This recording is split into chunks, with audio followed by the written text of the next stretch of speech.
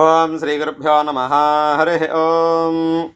శుక్లాంబరధరం విష్ణుం శశివర్ణం చతుర్భుజం ప్రసన్నవదనం ధ్యాయే సర్వవిఘ్నోపశాంతయే.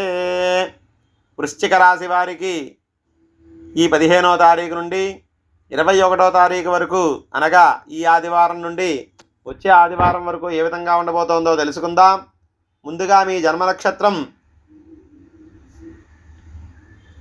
విశాఖ 4వ పాదం కానీ, అనురాధ 1, 2, 3, 4 పాదాలు కానీ, జ్యేష్ఠ 1, 2, 3, 4 పాదాలు అయినట్లయితే మీ జన్మరాశి వృశ్చిక రాశి అవుతుంది.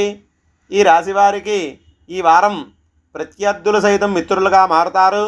చిన్ననాటి మిత్రులను కలుసుకుని సంతోషంగా గడుపుతారు. గృహ నిర్మాణ ప్రయత్నాలన్నీ కూడా అనుకూలంగా ఉంటాయి. ఆర్థిక వ్యవహారాలు సంతృప్తికరంగా సాగుతాయి. రుణబాధల నుండి విముక్తి కలుగుతుంది.